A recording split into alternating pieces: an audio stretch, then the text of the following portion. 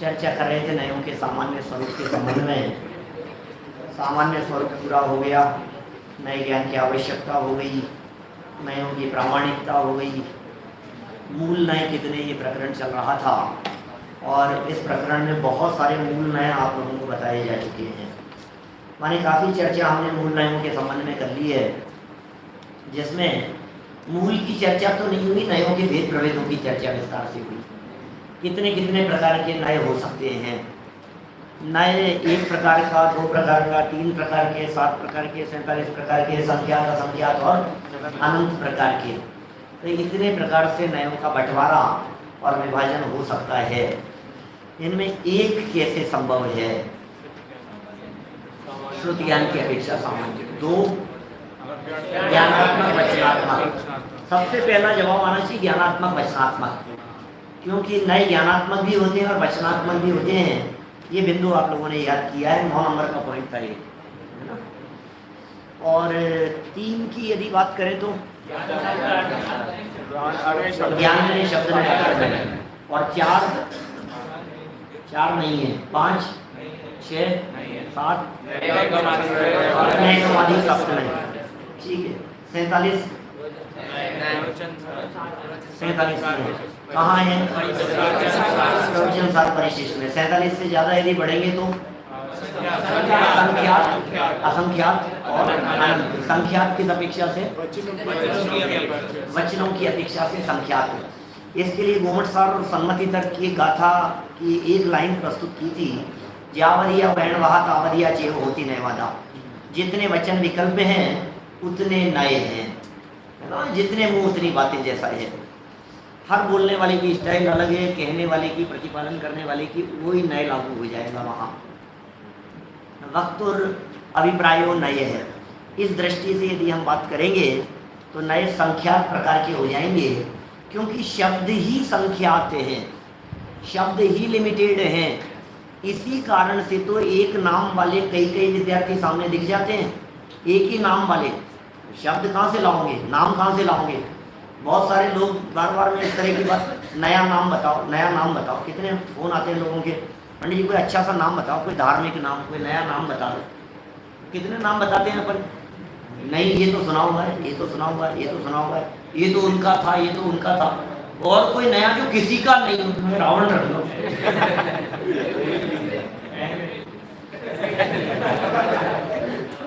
किसी का नहीं मिलेगा आपको। कौन सा बता रहे हैं? वो तो है ना, रिपीट हो जाएगा ना। ऐसा बताओ जो नहीं हो किसी का भी। कहाँ से लाएंगे ऐसा नाम जो किसी का नहीं हो? अरे शब्द आखिर शब्दों से घूम फिर करके वही तो शब्द बनेंगे, नया कहाँ से आएगा? तो शब्द ही सीमित हैं, इसलिए शब्दों की दृष्टि से जिन नयों की चर्चा होगी वे भी संख्यात ही हो पाएंगे। और यही कारण है कि अपने असंख्यात द्वीप समुद्र हैं और नाम है संख्यात। तो सोमिल नाम का भी मिलेगा, मोहित नाम का भी मिलेगा, सब समुद्र मिलेंगे सब नाम के, है ना। कमल सागर भी मिलेगा, कमल द्वीप भी मिलेगा, ऐसे सब द्वीप मिलेंगे उसमें। द्रव्य द्वीप भी मिलेगा, अविरल द्वीप भी मिलेगा, तो सबके नाम होंगे उसमें, क्योंकि शब्द ही संख्यात हैं। घूम फिर करके जितने अच्छे अच्छे नाम सब पूरे हो गए, फिर क्या होगा? फिर दोबारा रिपीट होते हैं। इसलिए दूसरे जम्बूद्वीप का भी वर्णन है अपने यहाँ शास्त्रों में। एक जम्बूद्वीप, फिर सारे नाम पूरे हो जाने के बाद दूसरा जम्बूद्वीप, फिर तीसरा जम्बूद्वीप, फिर चौथा जम्बूद्वीप। ऐसा जम्बूद्वीप ही नहीं, ऐसे लवण समुद्र भी बहुत सारे हैं, ऐसी धात की खंड भी बहुत सारे हैं। कहाँ तक वर्णन करें किस किस का? तो शब्द सीमित हैं, इसलिए वे रिपीट हो जाते हैं। तो शब्द नए, शब्दों की दृष्टि से वचनात्मक नए भी संख्यात होंगे, विकल्प असंख्यात हैं। इसलिए विकल्पों को विषय करने वाली श्रुतियां की पर्याय वो विकल्प नए, वो असंख्यात होंगे। और तीसरे नंबर पर अनंत नए, ये कैसे हो सकते हैं? अक्षर नए अनंत कैसे हो सकते हैं?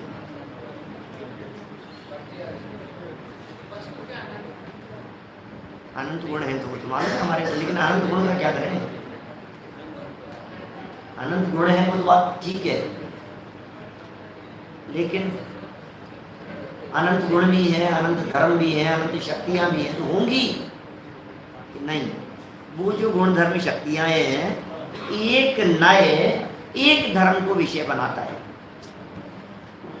अनंत धर्मात्मक वस्तु के किसी एक धर्म को अथवा परस्पर विरुद्ध प्रतीत होने वाले धर्म युगलों में से किसी एक धर्म को नए अपना विषय बनाते हैं। तो अनंत में से एक को विषय बनाया वो एक नए, दूसरे को विषय बनाएंगे दूसरा नए, तीसरे को विषय बनाएंगे तीसरा नए। तो धर्म चूंकि अनंत है तो नए कितने होंगे? नए भी अनंत हो सकते। तो इस तरह से संख्यात असंख्यात और अनंत हो सकते हैं। लेकिन फिर चित्त में जिज्ञासा होती है कि आखिर इतने सब में से आप हमें कौन सा पढ़ाने वाले हैं? मूल कौन से हैं आप तो ये बता दो। तो मूल नयों की चर्चा भी यहाँ हुई और द्रव्य स्वभाव प्रकाशक नए चक्र की 2 गाथाएं यहाँ प्रस्तुत की। और दोनों गाथाओं में 182 नंबर गाथा और 183 नंबर गाथा, उन गाथाओं में बात ही कुछ अलग, मतलब एक में 2 नए दूसरे बतलाए और दूसरे में दूसरे बतलाए। निश्चय व्यवहार नया मूलिम भेयाणयान सम्मानम निश्चय साहन हेउ पज्जय दवत्यम गुण है कह करके उन्होंने स्पष्ट कर दिया भैया 2 ही मूल नए हैं। कौन से? निश्चय और व्यवहार। निश्चय और साहन माने व्यवहार, हेउ और पज्जय दवत्यम गुण है। पर्यायार्थिक और द्रव्यार्थिक जो है ये उन्हीं के भेद हैं। फिर और दूसरे प्रकार से भी कह दिया 2 चेवय मूल नया पज्जय दवत्यम गुण है और अन्य असंख्य संख्या ते तभ्येयमुणे यवा, अन्य जितने भी असंख्यात संख्या को लिए हुए हैं वो उन्हीं का विस्तार जानना चाहिए। तो एक हो गई निश्चय व्यवहार को मूल नए कहने वाली बात और दूसरी हो गई द्रव्यार्थिक पर्यायार्थिक को मूल नए कहने वाली बात। तो फिर ये दोनों अलग अलग क्यों कहे हैं? क्या निश्चय व्यवहार का मतलब द्रव्यार्थिक पर्यायार्थिक है? क्या द्रव्यार्थिक माने निश्चय होता है या पर्यायार्थिक माने व्यवहार होता है? क्या है चक्कर, क्या है? इनमें समन्वय की चर्चा भी बहुत हुई। देखिए 19 नंबर पेज से शायद हमें आगे बढ़ना है, आगे है ना, 19 नंबर पेज से बढ़ते हैं आगे। छोटा सा प्रकरण है, अभी पूरा हो जाएगा। इस प्रकार 2 दृष्टियां सामने आती है, एक निश्चय व्यवहार को मूल नए बताने वाली और दूसरी द्रव्यार्थिक पर्यायार्थिक नयों को मूल नए बताने वाली। दोनों दृष्टियों में समन्वय की चर्चा भी हुई है, समन्वय की बातें हुई है दोनों में।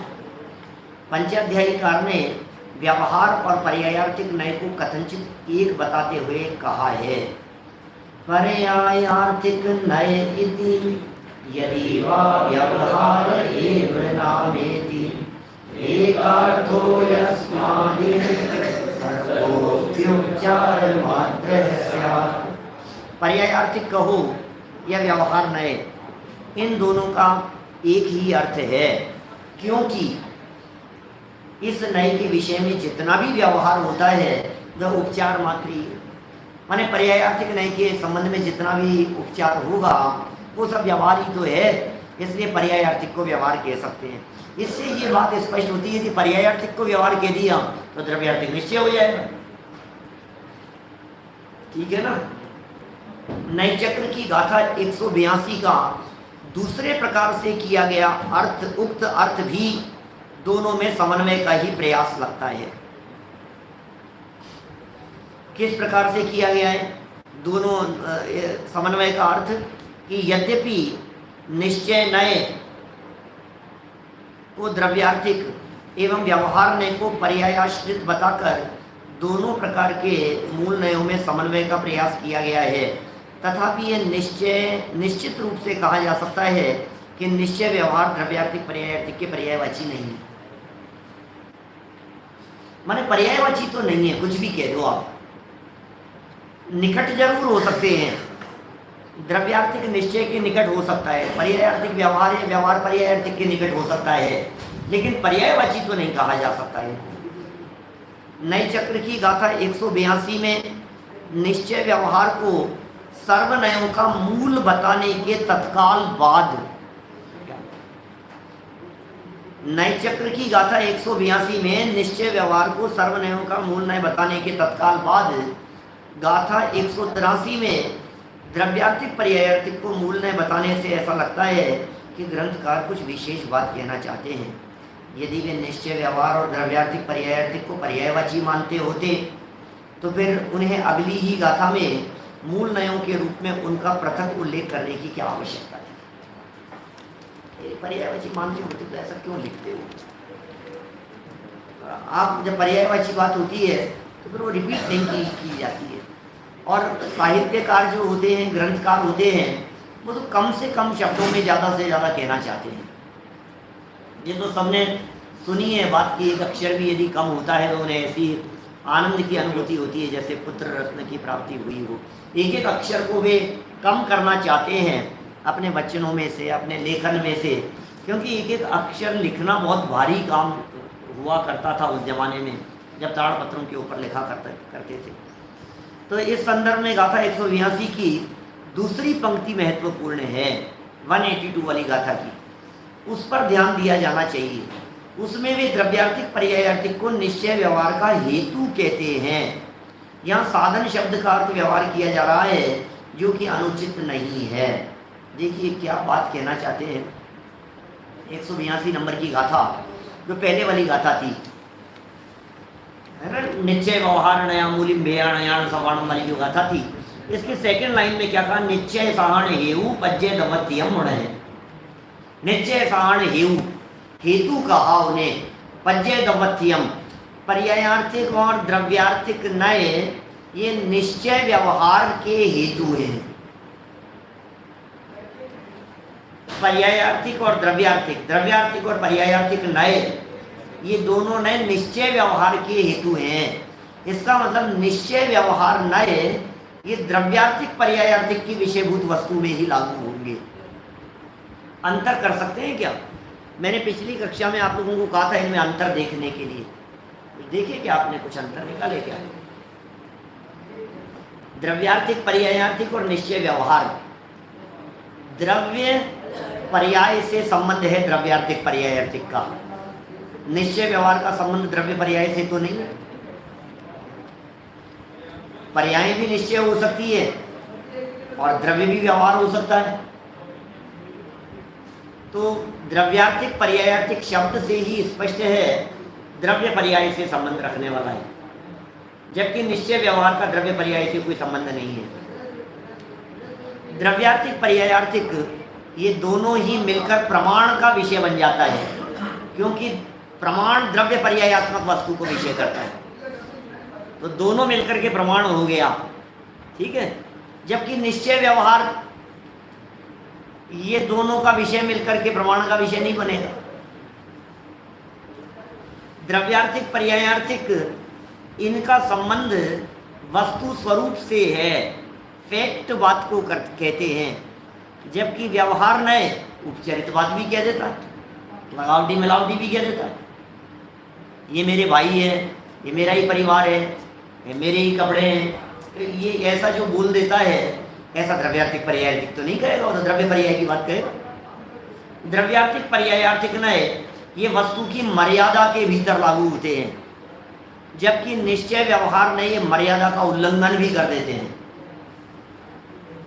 असद्भूत सीमा का उल्लंघन भी कर दिया उसने। द्रव्यार्थिक पर्यायार्थिक नए ये छहों द्रव्यों में लागू होंगे,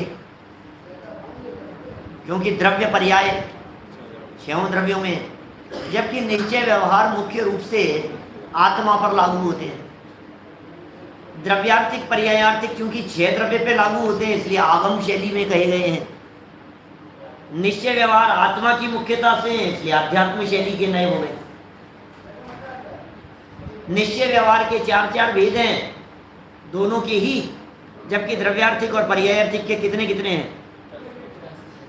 द्रव्यार्थिक के 10 और कितने? पर्यायार्थिक के 6।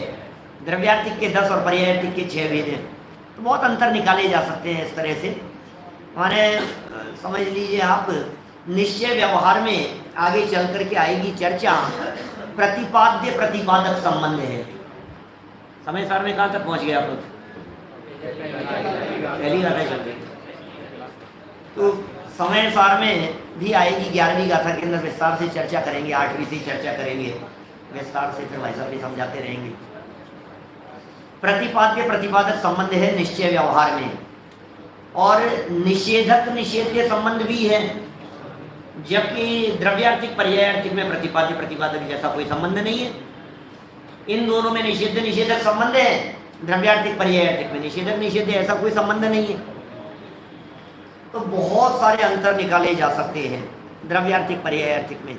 इतना तो स्पष्ट हो गया है कि आचार्य देव भी यहाँ द्रव्यार्थिक पर्यायार्थिक को जब निश्चय व्यवहार का हेतु कह करके पुकार रहे हैं, निश्चय साहण हेतु पज्जे दवत्थियम मुण है, ये जब बात उन्होंने कही तो कहीं ना कहीं उनके हृदय में कुछ न कुछ बात होगी जिसे लक्ष्य करते हुए वे बात कह रहे होंगे।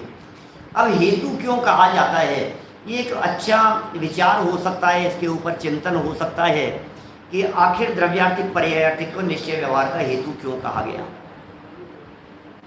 मंथन भी हुए, चर्चाएं भी हुई इस विषय के ऊपर। अपन यहीं से पढ़ते हैं थोड़ा सा और फिर बीच में अपन चर्चा भी करेंगे इन्हें क्यों हेतु कहा गया और हेतु किस प्रकार से वे घटित हो सकते हैं। देखिए दूसरा पैराग्राफ 20 नंबर पेज, गाथा 182-183 पर ध्यान देने पर ऐसा लगता है कि नए चक्रकार निश्चय व्यवहार को तो मूल में मानते ही हैं। मैंने 182 नंबर गाथा में मैंने उनको तो मूल में कह ही दिया, उन्होंने निश्चय व्यवहार को तो वे मूल में मानते ही हैं, क्योंकि निश्चय व्यवहार नया मूलिम भेयण संवाणम निश्चय सारण हेऊ पज्जे दवत्थियम मुण है, मैंने निश्चय व्यवहार तो मूल में है ही, और वो साथ ही उनके हेतु होने से द्रव्यार्थिक और पर्यायार्थिक नयों को भी मूल में स्वीकार करते हैं। यहाँ पर द्रव्यार्थिक नय निश्चय नय का और पर्यायार्थिक नय व्यवहार नय का हेतु है, ठीक है, ऐसा कह सकते हैं। द्रव्यार्थिक के निश्चय ज्यादा निकट है, पर्यायार्थिक के व्यवहार नय ज्यादा निकट है, तो द्रव्यार्थिक निश्चय का पर्यायार्थिक व्यवहार नय का हेतु है। ऐसा कहने के स्थान पर यह भी कहा जा सकता है कि द्रव्यार्थिक पर्यायार्थिक दोनों ही नय निश्चय व्यवहार दोनों नयों के हेतु हैं। समझ में आ रही है क्या बात भाई महावीर? दोनों ही नए दोनों ही नयों के हेतु हैं। द्रव्यार्थिक पर्यायार्थिक निश्चय नय का भी हेतु बन जाते हैं और द्रव्यार्थिक पर्यायार्थिक व्यवहार नय के भी हेतु बन जाते हैं।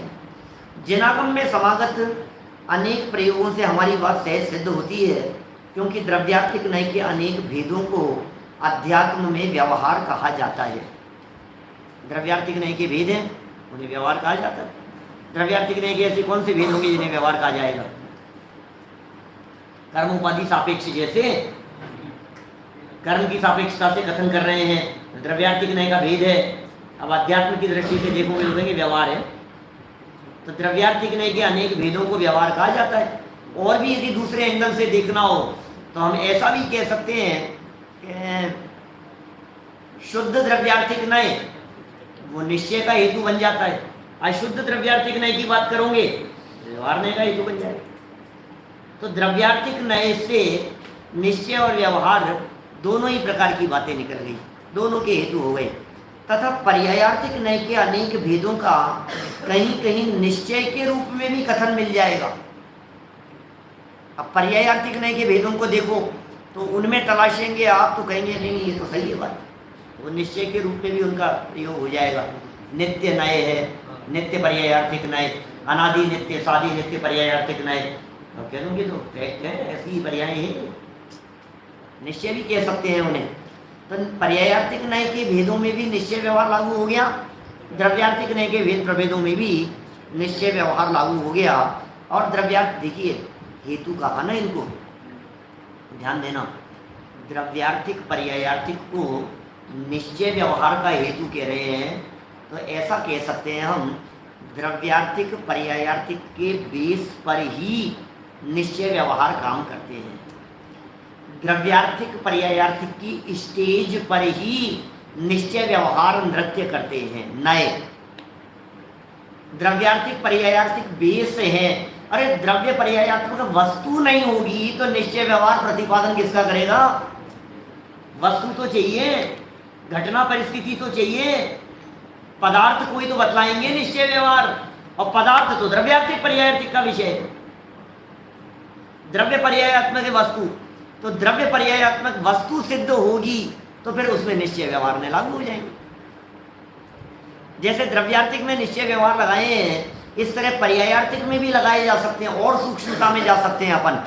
जैसे देखो, दुनिया में जितनी भी पर्यायें हैं वो सब पर्यायें द्रव्यार्थिक का विषय है या पर्यायार्थिक का?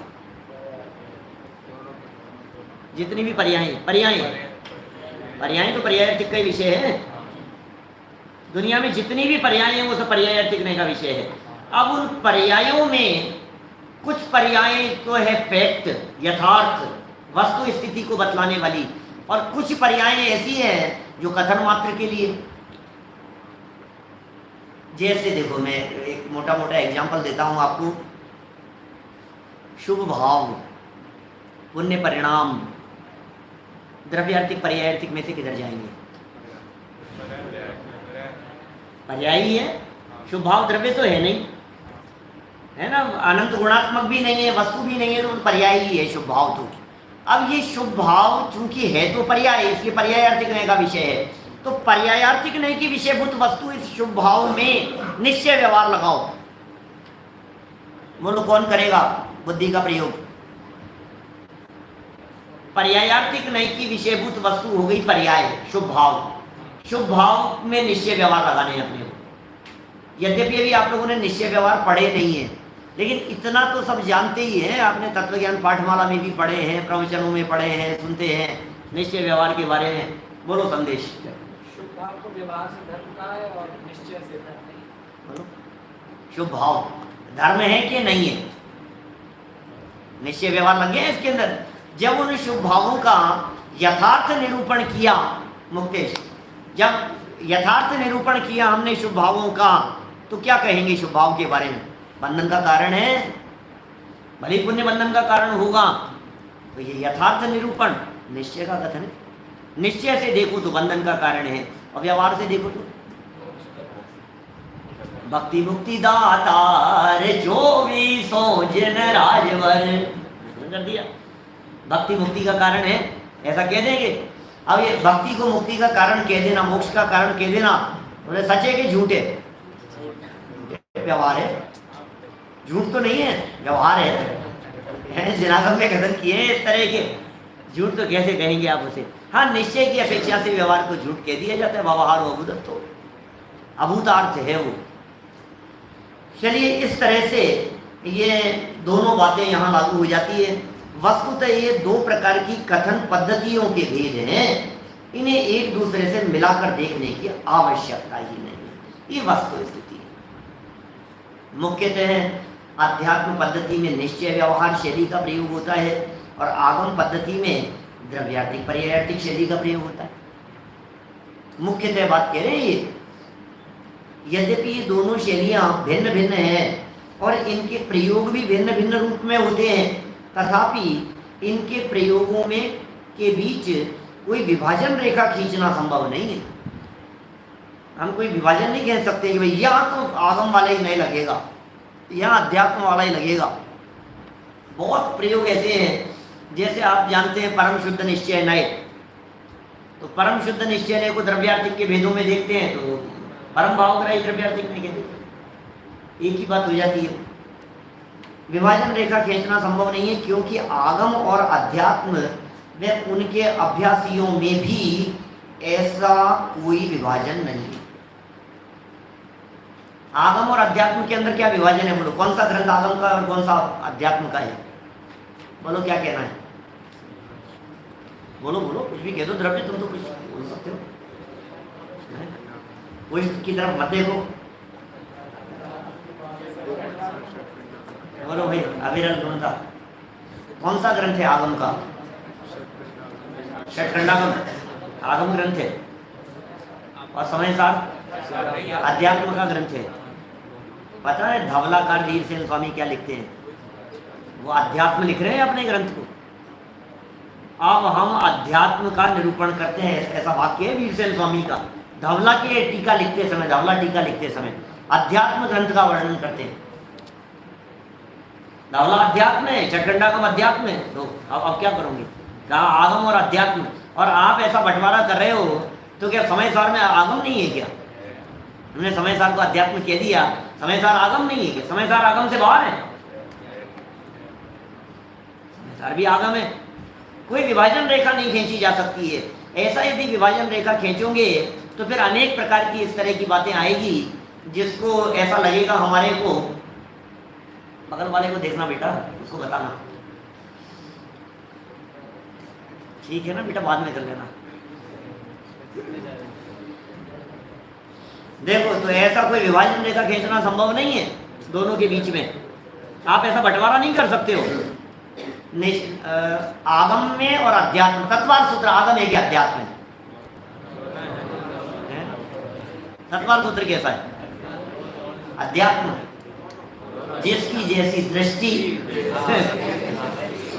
आपको उसमें 7 तत्व दिख रहे हैं, आप होंगे तत्व की चर्चा है तो अध्यात्म है, और आपको ये लग रहा है कि नहीं सारा आगम आ गया है, इसमें तो सारी बातें आ गई है, हर विषय को उन्होंने टच किया है, आगम हो गया वो। तो इसी तरह से आगम अभ्यासी और अध्यात्मी भी होते हैं, है ना।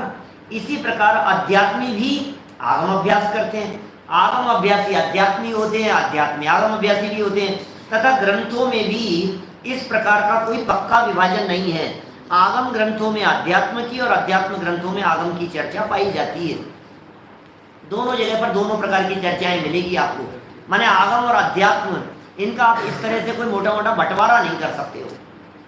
तो फिर कुछ तो बात होगी इनके बारे में, यहाँ लिखा है ना, यद्यपि निश्चय व्यवहार और द्रव्यार्थिक पर्यायार्थिक पर्यायवाची नहीं है, तथापि द्रव्यार्थिक निश्चय नहीं के और पर्यायार्थिक व्यवहार नहीं के कुछ निकट अवश्य है।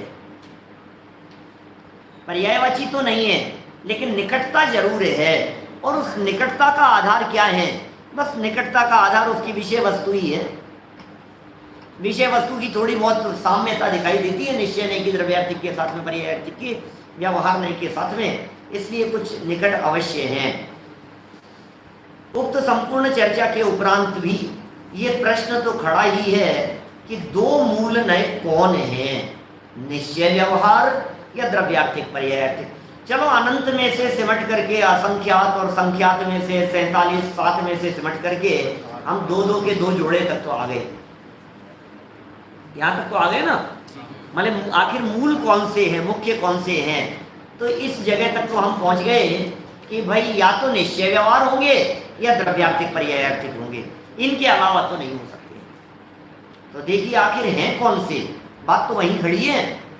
बहुत कुछ विचार विमर्श के बाद यही उचित लगता है कि अध्यात्म शैली के मूल नए निश्चय व्यवहार हैं और आगम शैली के मूल नए द्रव्यार्थिक पर्यायार्थिक हैं। लो,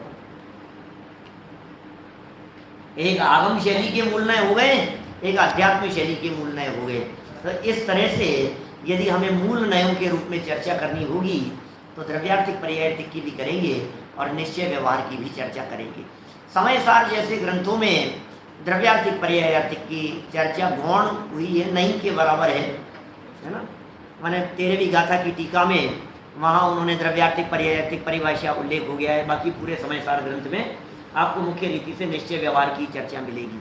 और अन्य आगम ग्रंथों में, धवलादि ग्रंथों में तो नैगम आदि की मुख्यता है, द्रव्यार्थिक पर्यायार्थिक आदि की मुख्यता है। तो सब जगह पर ये निश्चय व्यवहार तो मुख्य, ये गुरुदेव श्री के बाद में हुए हैं ज़्यादा, समय सार को आधार बना करके। बाकी तो पूरे जैन दर्शन में सर्वत्र विद्वानों में भी नैगम आदि 7 नए ही प्रसिद्ध थे। नए की चर्चा जब भी चलती थी तो लोग 7 नए के रूप में ही जानते थे, और उसका कारण तत्वार सूत्र, पहले अध्याय का 33वां सूत्र, नैगम संग्रह व्यवहार अर्जुन सूत्र शब्द समझ जुड़े होता नया। तो पूरे जनागम में तत्वार सूत्र का पाठ माताएं बहनें करती थी, लोग करते थे, तत्वार सूत्र पढ़ाया जाता था। 10 लक्षण पर्व के समय में 10 लक्षण पर्व पढ़ाया जाता था। तत्वार सूत्र के ऊपर सैकड़ों टीकाएं अवेलेबल हैं। सर्वार्थ सिद्धि, राजवार्तिक, श्लोकवार्तिक तो प्रमुख है ही, और भी जिसको देखो वहाँ तत्वार सूत्र का पाठ करोगे तो एक उपवास का फल मिलेगा और ऐसा ऐसा सब, मतलब तत्वार सूत्र की दृष्टि से 7 नए प्रमुख थे। लेकिन गुरुदेव श्री ने जब समय सार को खोला और बातें जब सामने आई और दादा ने जब निश्चय व्यवहार के ऊपर प्रवचन किए, बहुत निश्चय व्यवहार के ऊपर 11वीं गाथा के ऊपर जब दादा वर्णन करते हैं तब तो 4 प्रकार के निश्चय और 4 प्रकार के व्यवहार ने उनको बहुत विस्तार से समझाते हैं। तो कभी उनके पुराने प्रवचन सुनो या कभी चलते भी हैं, आप लोग देखते भी हो। कौन सी गाथा पे चल रहे हैं अभी? प्रवचन साथ चल रहे हैं। तो वो बड़ा अच्छा, मतलब वो उनको खोलते हैं, वो सब चर्चाएं अपनी यहाँ आएगी। तो 2 हो गए, याद हो गई आप लोगों को बात। एक आगम शैली के हो गए, एक अध्यात्म शैली के हो गए। आलाप पद्धति में लिखा है पुनरअध्यात्म भाषया नया उच्यन्ते तावन मूल नयो द्वौ निश्चयो व्यवहारस्य। 1 नंबर फुटनोट में देखिए कुछ बात लिखी है। आलाप पद्धति पृष्ठ 228 पर ये बात है। यह लघु ग्रंथ भारतीय ज्ञानपीठ द्वारा प्रकाशित द्रव्य स्वभाव प्रकाशक नए चक्र के अंत में मुद्रित है। उक्त पृष्ठ संख्या इस ग्रंथ के अनुसार दी गई है। आगे भी इसी प्रति के आधार पर पृष्ठ संख्या दी जाएगी। माने आलाप पद्धति का पेज नंबर, क्योंकि आलाप पद्धति तो छोटी सी रचना है। अब आप कहोगे 228 नंबर पेज, बोले आलाप पद्धति तो है ही इतनी छोटी सी, आप 228 पेज तो है ही नहीं, उसमें ग्रंथ में ही नहीं है, उसका पेज नंबर कहाँ से आएगा? तो द्रव्य स्वभाव प्रकाशक नए चक्र के आधार पर ये बात है। फिर भी अध्यात्म भाषा के द्वारा नयों का कथन करते हैं। मूल नए 2 हैं, निश्चय और व्यवहार। इस कथन से भी ये स्पष्ट होता है कि निश्चय व्यवहार अध्यात्म के नए हैं। वास्तव में तो द्रव्य स्वभाव प्रकाशक नए चक्र भी है ना, वो नए चक्र भी उन्होंने समय सार आदि का आधार लेकर के बनाया है। इसमें आई क्या चर्चा? आगे आएगी शायद कहीं चर्चा। और उसमें दादा ने कहीं प्रश्नोत्तरों में या कहीं इस तरह की बात लिखी है कि माइल धवल स्वामी स्वयं इस बात को लिखते हैं कि मैं अब समय सार आदि ग्रंथों का आधार लेकर के नए चक्र बनाता हूँ। तो ये नए चक्र की चर्चा कहाँ से आई है? नए चक्र का उत्पत्ति स्थल कौन सा है? निश्चय व्यवहार नयों का। बोले आगमी तो है, परमागमी तो है, वहीं से निकले हैं नए, उसके बिना नयों की चर्चा नहीं हो सकती थी। ये अध्यात्म के नए। उक्त दोनों दृष्टियों को लक्ष्य में रखकर विचार करने पर मूल नए 2 के 2 युगलों में कुल मिलाकर 4 ठहरते हैं। तो मूल नए कितने हो गए? 2 या 4? 2 के युगल में, 4 नहीं है, 2 के युगल में है। और वो युगल कहकर के यही कहना चाहते हैं कि दोनों पद्धतियाँ अलग अलग प्रकार की है। द्रव्यार्थिक पर्यायार्थिक अलग पद्धति है, आगम पद्धति है, आगम शैली है, आगम की स्टाइल है, और निश्चय व्यवहार अलग स्टाइल है जिसमें उसका प्रतिपादन किया गया है। उक्त दोनों दृष्टियों को लक्ष्य में रखकर विचार करने पर मूल नए 2 के 2 युगल में कुल मिलाकर 4 ठहरते हैं। क निश्चय और व्यवहार, ख द्रव्यार्थिक और पर्यायार्थिक। देखो नंबर 3 और 4 नहीं डाला है ऊपर, क्योंकि 4 नहीं है, 2 ही हैं, इसलिए 2 ही मूल नए कहलाएंगे। जब आप आगम शैली में बात करेंगे तो आप द्रव्यार्थिक पर्यायार्थिक को मूल नए कह देना। जब अध्यात्म शैली की चर्चा चल रही होगी तो फिर आप निश्चय व्यवहार को मूल नए। लगता है द्रव्यार्थिक पर्यायार्थिक को निश्चय व्यवहार का हेतु कहकर ग्रंथकार आगम को अध्यात्म का हेतु कहना चाहते हैं। ये बड़ी सुंदर बात है। माने आगम तो महासागर है, और आगम रूपी महासागर में से, उस समुद्र में से जब मंथन किया जाता है तो समुद्र मंथन के बाद जो अमृत निकला है वो अध्यात्म है ना? आगम महासागर से ऐसा भी कह सकता हूँ कि आगम में तो सब बातें हैं। आगम में तो 6 द्रव्यों की चर्चा है। आगम में तो भूगोल भी आएगा, कर्मकांड भी आएगा, क्रियाएं भी आएगी, शरणानुयोग भी आएगा, सब कुछ आएगा। आगम तो विशाल है। अरे आगम तो पूरा द्वादशांग है। तो द्वादशांग में ही वीर प्रभु की जो वाणी है वो सब आगम है। अब अध्यात्म क्या है? बोले उसमें से अपने प्रयोजन की बात निकाल ले वे, वो अध्यात्म, जिससे अपना प्रयोजन सिद्ध होता है, वेद विज्ञान की सिद्धि होती हो, जिससे अपने संसार का अंत हो, जिससे सम्यक दर्शन की प्राप्ति हो, जो निर्णय करना इस जीव के लिए जरूरी हो, वो सब अध्यात्म है।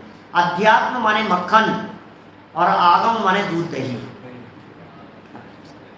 है ना, निकलेगा उसी में से। माने ऐसा नहीं कह सकते कि अध्यात्म जो है वो आगम नहीं है, अध्यात्म निकला है आगम में से ही। अब इतना है कि उन बातों को निकाल करके कुंदकुंदाचार्य जैसों ने निकाल करके हमारे लिए सामने स्पेशल रूप से अलग कर दिया। जब अलग कर दिया तो हमें लगा कि अध्यात्म का ही ग्रंथ हो गया। उन बातों को निकाल करके सेलेक्टेड बातें, जैसे मुख्य बिंदु, तो पूरा प्रवचन आगम है और मुख्य बिंदु परमागम है, यह अध्यात्म है। ऐसा कह सकते हैं। माने यदि पूरे प्रवचन में से आपने मुख्य बिंदु अपने प्रयोजन की दृष्टि से निकाले हैं, तो फिर आपके द्वारा निकाले गए मुख्य बिंदु वो अध्यात्म हो जाएगा और पूरा प्रवचन आगम हो जाएगा। और कभी ऐसा भी कह सकते हैं कि पूरा प्रवचन अध्यात्म था तो आगम क्या था कि पूरा ग्रंथ आगम था, लेकिन ग्रंथ में से उन्होंने सेलेक्टेड वाक्य निकाल करके प्रवचन में बतलाए तो वो अध्यात्म था। तो प्रवचन अध्यात्म हो गया और पूरा ग्रंथ आगम हो गया। अब हम बात करो वो ग्रंथकार की दृष्टि से, बोले जनवाणी में तो बहुत सारी बातें थी, उनमें से चुन करके सेलेक्टेड ग्रंथ प्रयोजन की दृष्टि से बनाया गया है, तो बोले पूरा ग्रंथ अध्यात्म ग्रंथ हो गया, क्योंकि यहाँ अपने प्रयोजन की चर्चा है। इसलिए समय सार ग्रंथ को हम अध्यात्म ग्रंथ कहेंगे। पूरे ग्रंथ में अपनी प्रयोजन की चर्चा। योग सार ग्रंथ को अपना अध्यात्म ग्रंथ कहेंगे, क्योंकि अपने प्रयोजन की मुख्यता से चर्चा है। चलिए बात यहाँ क्या कह रहे हैं, लगता है द्रव्यार्थिक पर्यायार्थिक को निश्चय व्यवहार का हेतु कहकर ग्रंथकार आगम को अध्यात्म का हेतु कहना चाहते हैं। आगम अध्यात्म का हेतु है, अध्यात्म का हेतु है, इसका मतलब आगम में से अध्यात्म निकला है, आगम में से अध्यात्म का जन्म हुआ है। द्रव्यार्थिक पर्यायार्थिक आगम के नए हैं और निश्चय व्यवहार अध्यात्म के नए हैं। अतः यहाँ द्रव्यार्थिक पर्यायार्थिक को निश्चय व्यवहार का हेतु कहने से ये सहज ही प्रतिफलित हो जाता है कि आगम अध्यात्म का हेतु है, कारण है, साधन है। निष्कर्ष निकाल दिया, सारभूत बात आ गई, आगम को अध्यात्म का हेतु कह दिया। जो मूल गाथा 182 नंबर गाथा द्रव्य स्वभाव प्रकाशक नए चक्र की थी, निश्चय व्यवहार नया मूलिम भेया नयान संवाणम निश्चय साण हेऊ पज्जय दपथ्यम मुण है। तो ये जो हेतु शब्द का जो प्रयोग किया है, निश्चय साण के बाद में हेऊ, ये हेतु क्यों कहा द्रव्यार्थिक पर्यायार्थिक को, निश्चय व्यवहार का हेतु क्यों कहा, उसके पीछे आप यदि गहराई से मंथन करेंगे तो दादा ने यहाँ निष्कर्ष निकाल करके सामने रख दिया कि हमें तो ऐसा लगता है कि वो आगम को अध्यात्म का हेतु कहना चाहते हैं। द्रव्यार्थिक पर्यायार्थिक तो मूल हो ही गए, क्योंकि आप जो भी बोलेंगे वो द्रव्यार्थिक पर्यायार्थिक के बिना नहीं बोलेंगे। आपके द्वारा किया गया प्रतिपादन या तो पर्याय की अपेक्षा से होगा या द्रव्य की अपेक्षा से होगा, और पर्याय अपेक्षा से जब प्रतिपादन होगा तो पर्यायार्थिक में लागू हो जाएगा। जब आप द्रव्य अपेक्षा से प्रतिपादन करेंगे तो द्रव्यार्थिक में लागू, तो वो तो होगा ही, द्रव्यार्थिक पर्यायार्थिक तो है ही। हाँ, उसी विषय में जब प्रयोजन और अप्रयोजन की दृष्टि से बात करते हैं तो फिर निश्चय व्यवहार की बात वहां लागू हो जाती है। चलिए अंतिम बातें पढ़ के पूरी करते हैं अपनी बात को। आत्मा का साक्षात हित करने वाला तो अध्यात्म ही है, अध्यात्म से प्रयोजन की सिद्धि होगी। हमारा प्रयोजन, हमारा काम तो अध्यात्म से ही चलेगा। असली चीज एसेंस निकाल करके मक्खन ही परोसा है छाछ को निथार के, जनवाणी को रखना अरे अभी संभाल के, हम लाए हैं विदेह से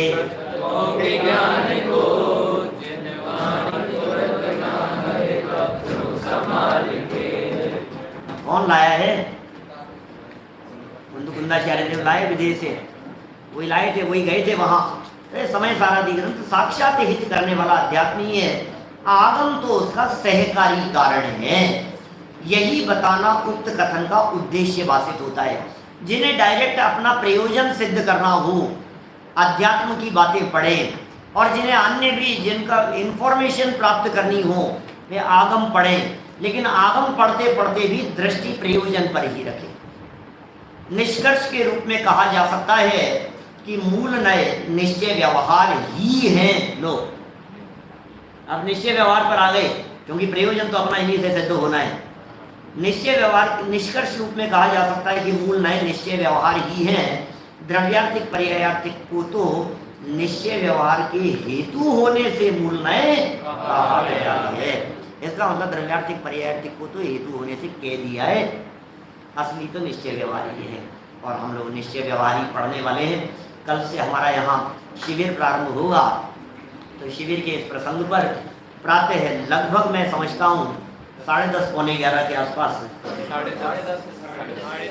10:30 तो समय दिया है ना, तो 10:30 पौने 11 के आसपास अपनी क्लास यहाँ शुरू होगी। यहीं बैठेंगे बाबू हॉल में ही, नियमित चलेगी।